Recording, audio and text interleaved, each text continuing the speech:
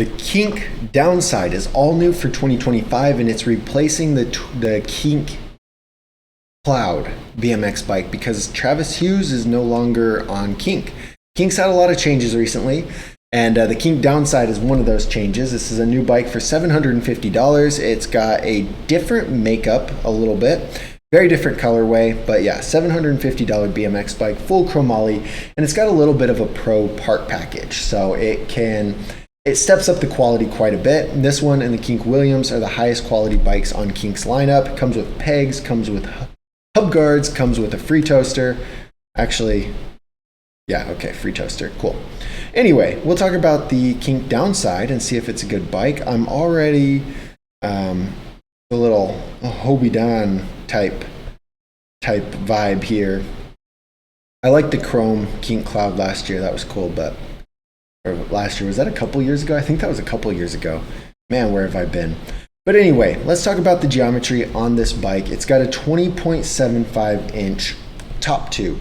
And what that means is we've got our frame here. This is the top tube right here. This bike is 20.75. This is best for riders who are between 5'9" and 6 foot.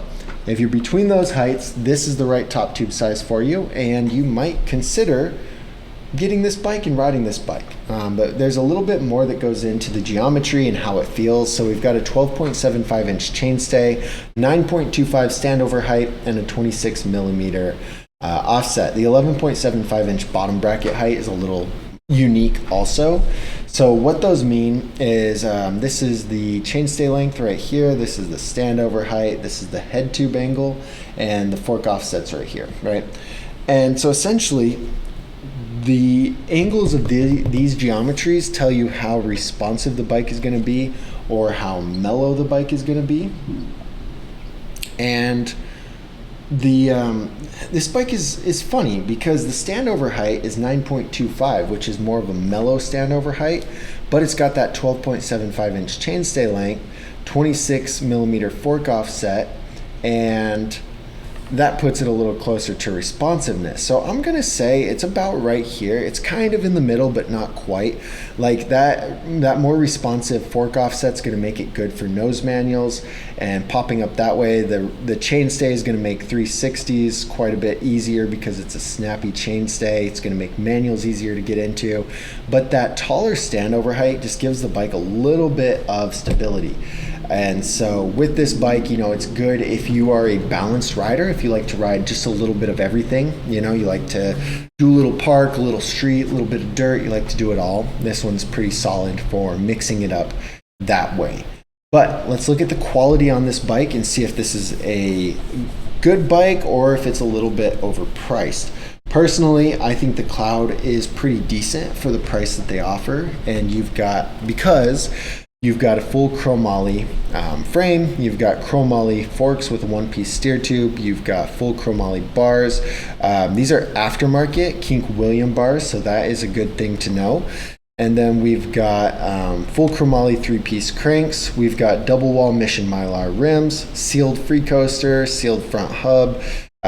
Overall, we've got some good parts on here. 4 Mission nylon pegs, and hub guards. I don't know if it says it on here. Hub guards.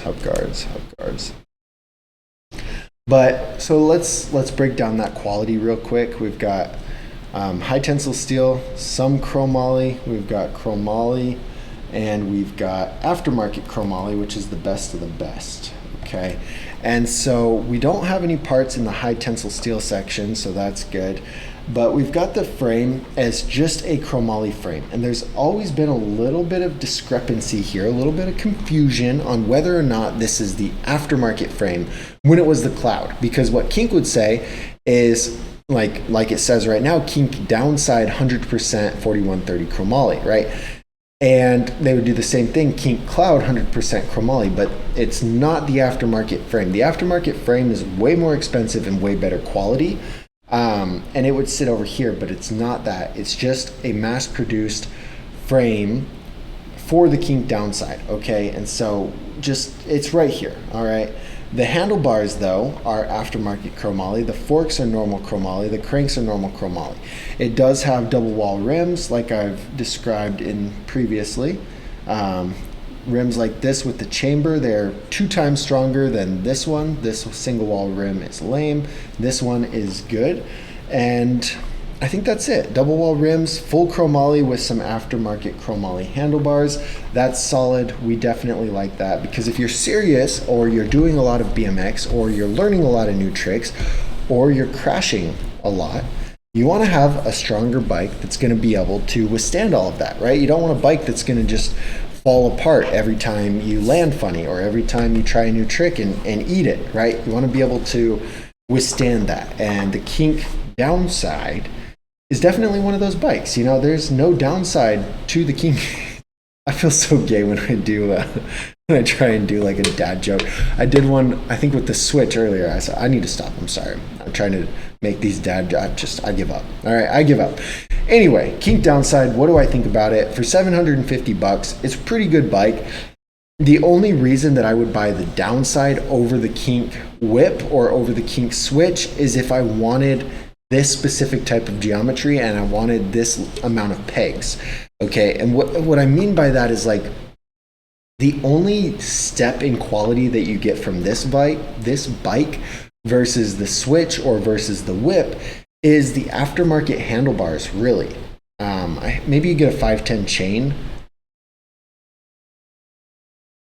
Yeah, you get a 510 chain, and the pegs and the hub guards, but quality-wise, there's not a huge difference. Like, the Kink whip probably scores a 6.9 on quality, and this probably scores a 7.4.